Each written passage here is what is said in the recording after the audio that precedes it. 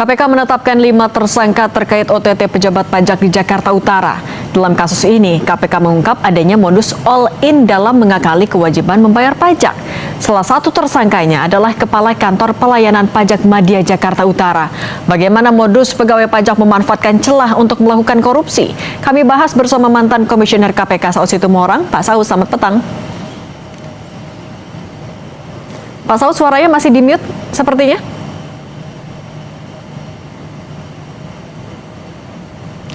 Pak Saud sudah. Oke. Pak Saud, ini kalau modus all-in kemudian mangkas bayar kewajiban pajak, ini sebenarnya modus yang dalam tanda kutip biasakah dilakukan di lingkaran pejabat pajak? Kalau yang saya amati mulai dari tahun 2015 ya, berarti ini tahun 2025 tuh nggak ada yang berubah itu, Mbak. Jadi modus-modus OTT itu berulang itu. Dimulai dari disasternya itu, celakanya itu kan dimulai dari tekanan kepada petugas pajak ini dengan sistem kejar ya, sistem target.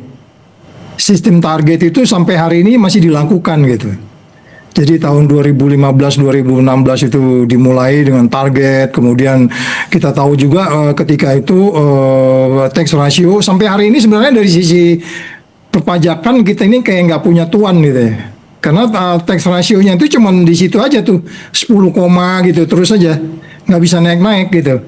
Sementara kita tahu Vietnam udah sampai 13 tax ratio-nya. Jadi kalau umpamanya tahun 2016 ada tekanan sistem target, kemudian 2017 muncul audit yang kecenderungannya suap, 2018 kemudian model sengketa damai begitu ya, 3 pihak sama dengan model ini kan 3 pihak tuh ya, petugasnya 3 orang, kemudian ada konsultan, terus ada WP-nya. Kemudian 2019 dicoba reformasi tapi itu semua gagal, kemudian ada Kortek juga nggak bisa apa-apa gitu ya. Karena digital itu tanpa insentif baru ya gitu 2020-2022. Kemudian tax ratio agak naik sedikit sebenarnya di 2024 itu, tapi itu ya memangnya di angka 10 itu. Jadi yang saya bilang tadi itu ini menggambarkan banyak hal sebenarnya. Apakah kemudian karena sistem target ini menjadi perdebatan? Yes, itu perdebatan panjang. Jadi itu petugas itu dipaksa, dia embat-embat aja di mana-mana. Kemudian bagaimana kewajiban wajib pajak ini terjadi tawar-menawar atau katakanlah transaksi yang menimbulkan karena memang selama ini sistem target itu dipertahankan. Jadi audit itu dijadikan alat kejar angka. Jadi audit kurang naikin gitu. Padahal pada bagian lain itu kan banyak sengketa tuh. Sengketa itu lambat. Nah, sengketa ini kan bisa jadi pintu masuk korupsinya. Gitu, Mbak. Oke, tapi Pak Saud, dia apapun dalihnya dari pelaku dugaan korupsi itu. Tapi kalau ini sudah terjadi sejak 2015, biasanya fee yang mereka pasang untuk memangkas kewajiban pajak ini berapa, Pak Saud?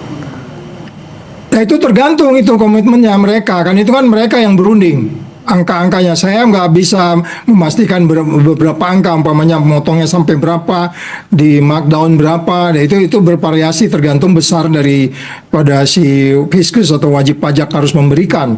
Tetapi yang kalau kita melihat dari sisi angka, sebaiknya tidak melihat dari angkanya. Besar kecil itu adalah korupsi, besar kecil itu adalah ketidakadilan.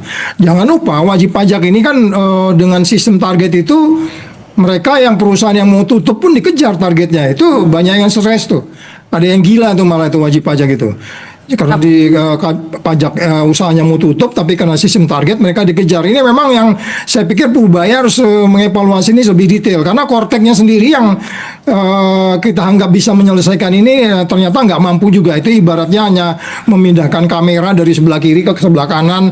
Berarti teknologinya seperti itu. Terus kemudian di situ tawar-menawar semakin meningkat gitu, Mbak. Nah, Pak Saud, kalau misalnya sistem itu yang menjadi celah, kemudian dalam kasus ini Kepala KPP Madyanya juga bahkan sudah jadi tersangka.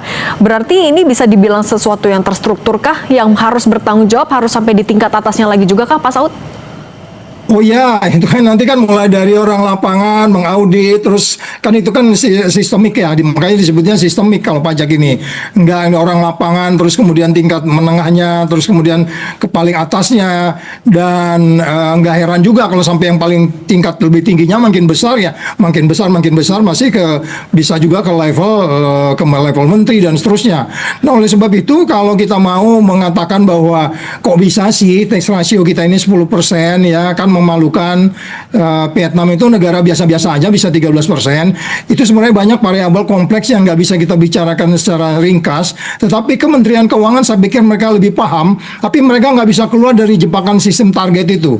Target dikasih target, kemudian mereka menekan WP-nya stres, kemudian di situ terjadi bargaining. Itu yang agak mungkin akan membuat sistem pajak ini nggak akan pernah bergerak dari tax ratio 10%. Gitu Mbak. Pakai Pak Saud, kalau misalnya dalam kasus ini juga, ketika kepala KPP Madianya juga ditangkap, apakah dia bisa dibilang perannya ya hanya termasuk kreatornya yang punya inisiatifnya, atau ya jangan-jangan dia hanya menjalankan modus yang sudah lama berlangsung di situ?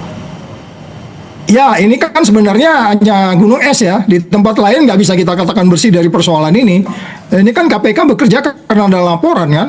Kalau nggak lapor atau laporan tidak lengkap dan seterusnya. Dan seperti saya katakan tadi, mulai dari eselon 3, eselon 4, eselon 3, eselon 2, eselon 1, itu kan semua pekerjaan dikontrol oleh mereka. Mereka tentu sangat ketat mengawasi anak buahnya. Mereka tahu anak buahnya, sehingga kalau kita katakan gimana dari eselon 2, eselon 4, eselon 3, terus kemudian masuk ke eselon 1 terkait satu sama lain, ini menunjukkan mereka tahu apa yang dikerjakan oleh anak buahnya, kemudian anak buah juga memahami bahwa persoalan ini dipahami oleh atasannya, sehingga mereka berkolaborasi dari tingkat pimpinan yang terbawah di lapangan sampai kemudian di tingkat atas. Dan kalau angkanya cukup besar, tentu nanti itu ada levelnya juga, apakah sampai level eselon 1, eselon 2, atau kemudian di eselon 3 saja. Jadi yang Mbak tanyakan tadi, ya tidak bisa bekerja sendirian, karena memang ini kan WP ini kan dipantau sebenarnya. Mereka sudah punya paham di sebelah sana siapa, berapa yang harus dia terima, dan sebelah sana siapa, dan mereka sudah paham benar itu tentang, sehingga kemudian kita bisa memastikan ini tidak hanya dikerjakan oleh di level bawah saja gitu Mbak. Nah, Pak Saud, yang juga menarik dalam konferensi pers bilangin kalau ini adalah masa transisi dari KUHP lama dan juga KUHP yang lama ke yang baru. Apakah transisi ini akan jadi ganjalan ketika di proses penyidikan? Oh enggak, itu hanya ini aja kok ya, formil materialnya enggak jauh, itu hanya kemudian bagaimana isu HAM menjadi lebih baik dan seterusnya.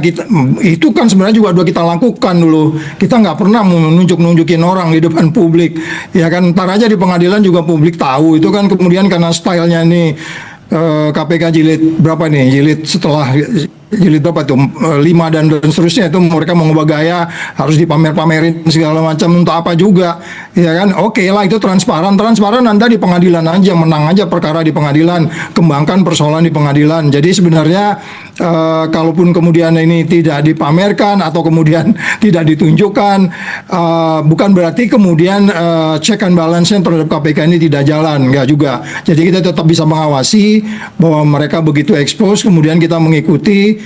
Kemudian para TSK ini juga ada lawyernya, sehingga lawyer juga akan merasa lebih melindungi siapa yang harus klien mereka harus mereka bela.